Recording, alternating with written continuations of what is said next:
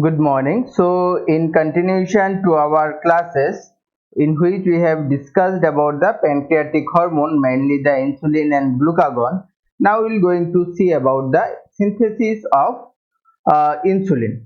Now, pre-pro-insulin, which consists of the 110 amino acid, pre-pro-insulin, which consists of 110 amino acid, is considered as a precursor of insulin. This particular pre-pro-insulin, it is and you can say that then the insulin synthesis mainly it is occurs into the rough endoplasmic reticulum and then transported to the Golgi apparatus where it undergoes the proteolytic breakdown. Clear? Proteolytic breakdown. So pre-pro-insulin 110 amino acid, it is a precursor of the insulin synthesis and it will undergo the proteolytic breakdown. Now, after proteolytic breakdown, pro-insulin is formed. Clear? Pro-insulin is formed.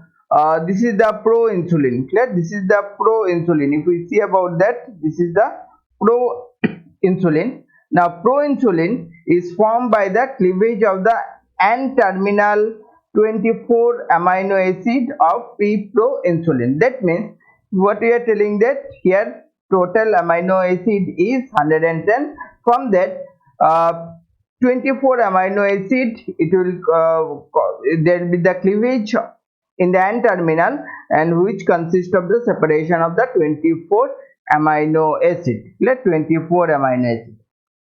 Thereafter, during the synthesis of insulin from pro-insulin, during the synthesis of insulin from the pro-insulin, 4 basic amino acid and peptide residue connector are separated by the proteolysis. So this is the proteolysis process. In this proteolysis process, what will happen? 4 basic amino acid and C peptide, a residual connector, are separated by the proteolysis. Now, two distinct calcium dependent endopeptides playing an important role in the conversion of the proinsulin to insulin. So, two endopeptides, they are playing the important role in this particular cleavage. Now, these endopeptides are located into the granules of the pancreatic island and other neuroendocrine glands. Those enzyme, it is useful for the cleavage and conversion of the pro-insulin to insulin. Now, insulin is a polypeptide hormone. Clear? Insulin is a polypeptide hormone made up of the two chain, namely A chain. This is the A chain, which consists of the 21 amino acid. Clear? 21 amino acid in the A chain, and B chain, which consists of the 30 amino acid. So total number of the amino acid in the insulin is 51. Clear? 51. And they are connected by the disulfide bond. Clear? They are connected. This A chain and B chain is connected via a two disulfide bond. So this is about the insulin synthesis. Now, if we are talking about the insulin, you can say that what are the effect of the insulin in the carbohydrate, fat and protein metabolism, because this is very important, that how insulin is regulating the blood sugar level, because we are talking about that insulin is a major hormone which is you can say that playing an important role in regulating the blood sugar level. Now, whenever we are talking about the diabetes mellitus, what we are telling, that diabetes is characterized by the hyperglycemia, that means increased blood sugar level, but it is caused due to the disturbance into the metabolism of the carbohydrate, protein and fat. Clear? Protein and fat. So this is the thing. Now, in case of the tissue, for example, in the liver, what is the effect of the insulin? That means how it is mainly regulating the this metabolism. Clear? Carbohydrate, fat and that is the protein metabolism. Now, in the liver, it suppresses the hepatic glucose synthesis. Clear? It will suppress the hepatic glucose synthesis. So this is very important, So it is nothing but the decrease the gluconeogenesis and glycogenolysis. So it is decreasing the gluconeogenesis, new glucose formation, as well as the glycogen breakdown.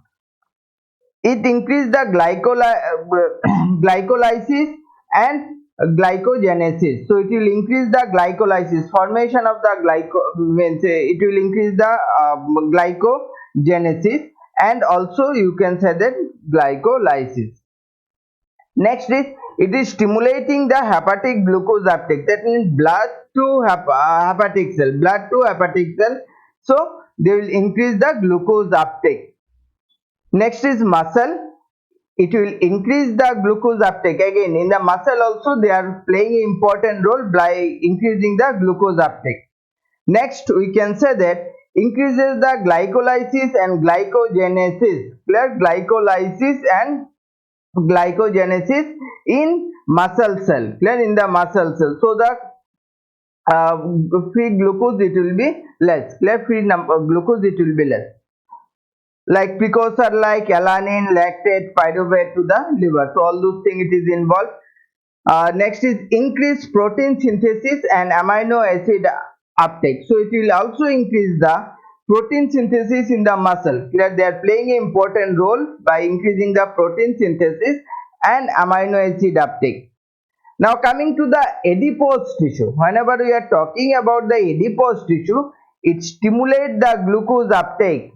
Clear? In the adipose tissue, it will stimulate the glucose uptake. See, all the cases, either the liver, muscle, adipose tissue, one of the key mechanism is the increasing the glucose uptake. Glucose uptake means you can say that from blood, glucose it will move to the liver, hepatic cell, or the muscle, or the adipose tissue. Increase the glycerol synthesis and inhibit the flow of gluconeogenic precursor. Clear? It will increase the glycerol synthesis. It will increase the glycerol synthesis and inhibit the flow of gluconeogenic precursor, that means glycerol, to the liver. Therefore, it is decreasing the energy substrate for the gluconeogenesis in the liver. Clear? It is genesis in the liver.